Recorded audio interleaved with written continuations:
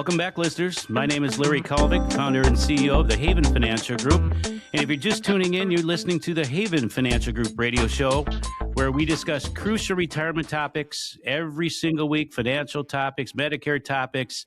This segment about taxes, Lance Larsen, our CPA in-house, is with this segment. And anytime we're talking about taxes, I'm going to get Lance, because I don't know a CPA like him that does not want Uncle Sam to get any more than they deserve. And I truly mean that. And by the way, Lance Larsen loves his whiteboard and he likes to explain things. Isn't that right, Lance? I sure do, Larry.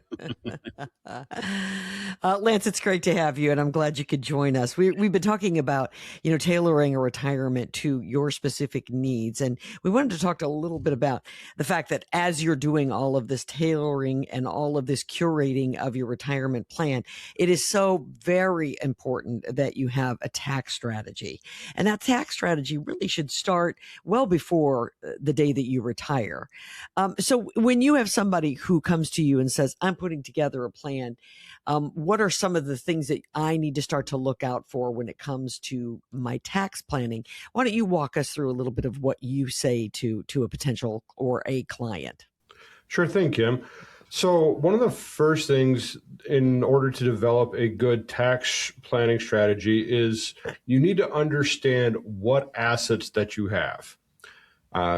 So if you have nothing but pre-tax retirement accounts, such as a 401k or a traditional IRA, well, then there's not going to be much that we can do compared to somebody who has the traditional 401k, a Roth IRA, and then other non-qualified accounts.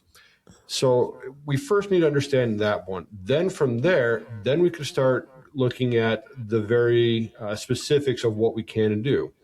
So with the traditional one, all that money is going to become taxable. So you'll need to understand your tax brackets and where you're sitting at.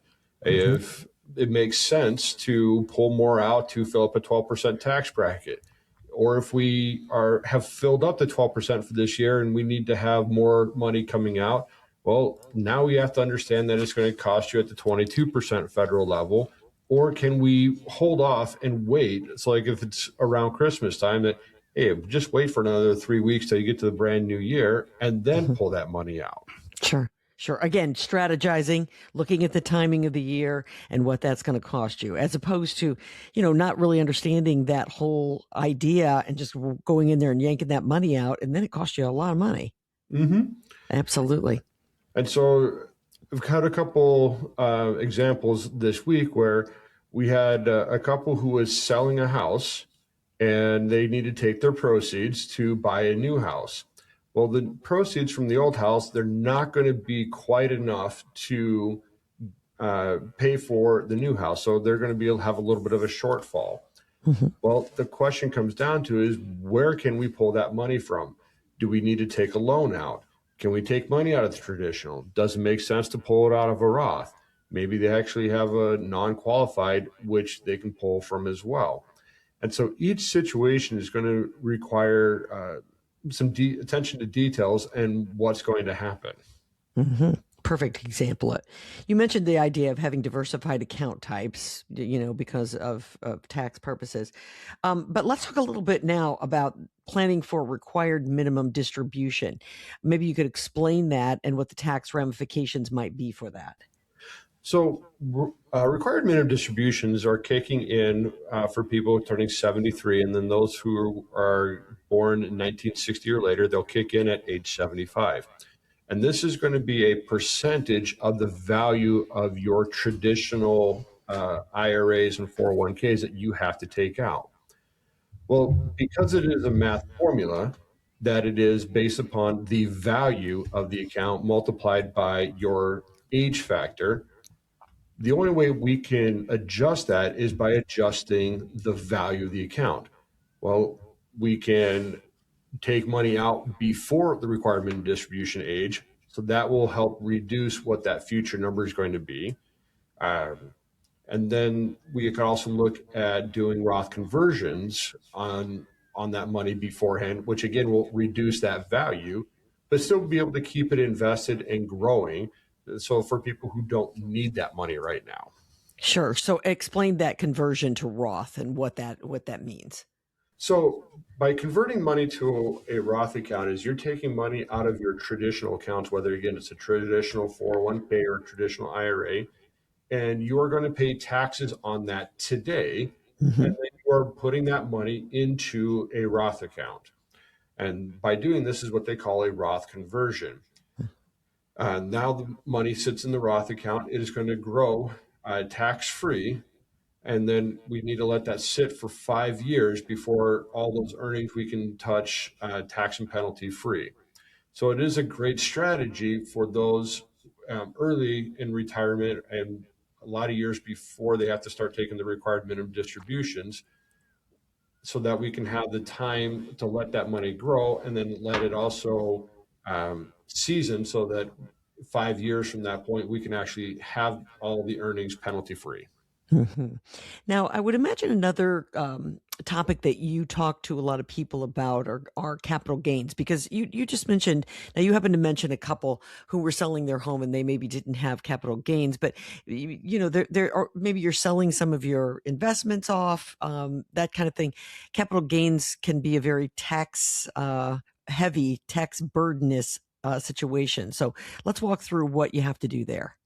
Yeah. So with capital gains, if those capital gains are going to fall in that 10 and 12% tax bracket, and assuming we're talking capital gains, that they're going to be long-term capital gains. Hmm. But if those long-term capital gains fall in the 10 and 12% tax brackets for the federal level, they actually get taxed at zero. So Larry and I, we worked with a client some years back there that didn't need to have a lot of an income he didn't have a lot of income. So he didn't have a pension. He hadn't turned Social Security on. They weren't working. And we were able to look at a non-qualified account and sell off a lot of the holdings he had to generate the cash flow that he needed, but only had about $100,000 of capital gains. With that $100,000, that completely filled up that 12% tax bracket for him. And he paid absolutely nothing to the feds on that Hmm. money. Hmm. Absolutely. Again, strategizing. If you can just strategize, there are ways to save money when it comes to taxes. Turning to charitable giving, how might that help you when it comes to your tax bill? So the charitable giving, there are going to be two main ways that we want to look at that one. The first one that we absolutely love is qualified charitable distributions for people who have reached the age 70 and a half. And Hmm. what that does is that it's going to help people reduce their required minimum distribution that they have to pay taxes on. Hmm. So if you take a step back and look at what the required minimum distribution is, all the IRS is saying that is based upon your age, you need to have a certain amount of money taken out of this account. So whatever that number is, and we'll call it 20,000 for argument's sake here, they just want that 20 grand out. They're going to assume that they're going to get the tax revenue on that 20 grand. Hmm. But with the qualified charitable distributions, we can take the money out of the IRA and give it directly to our charitable organization. Because that money left the IRA, it satisfies the requirement of that $20,000 leaving. But because it's going directly to the charity, we don't have to pick it up as income. Hmm. So that is one of the best ways that we know how to be charitable and not give money to Uncle Sam on it. Absolutely. Finally, let's talk about Social Security and the tax situation associated with that. I think a lot of people are a bit confused about whether they're taxed on their Social Security once they start to draw, and whether they can make other monies and not be taxed. Yeah, Kim. So there's two aspects when we look at Social Security that we have to be aware of. So the first one, like you alluded to, that myth that, oh, I'm collecting Social Security, I've hit my full retirement age, and now I can work and earn as much as I want to, and I don't have to pay a red cent on my Social Security. That's not exactly true. What is really going on is that before full retirement age, and you're collecting your Social Security, Social Security wants you to be retired.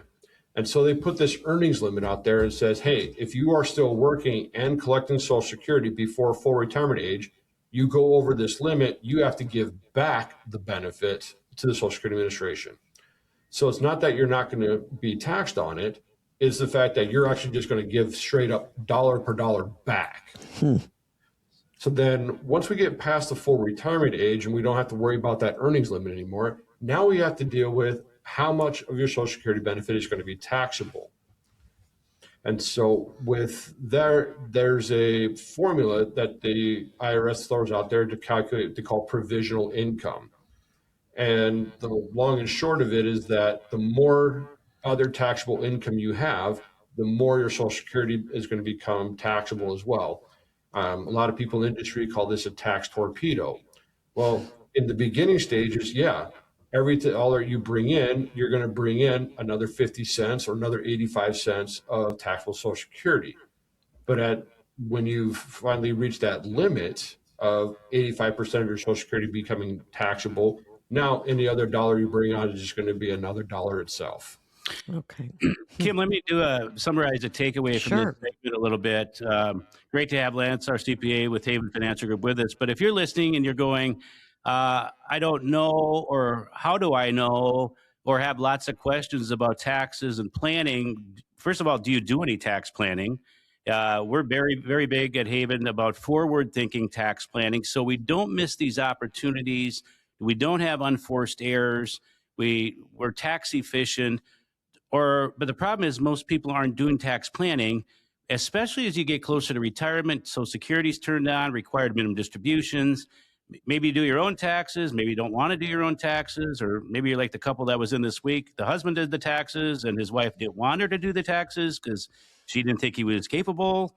And by the looks of it, the tax return, I'm not sure he was capable. But at the end of the day, they need to know that. But if you're not tax planning, maybe you should be. And there shouldn't be all this additional cost with the planning process.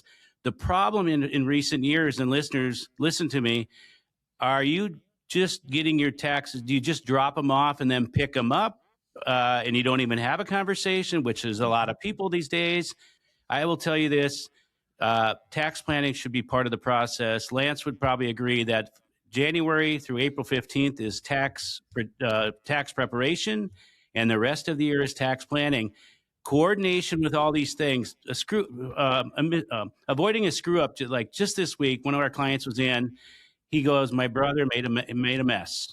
He did a $200,000 Roth conversion. Advisor told him it was a good idea, and guess what? Maybe it was a good idea that would turn into a bad idea because now guess what? It messed up his Medicare. See, one good thing could lead to other bad things if it's not coordinated properly.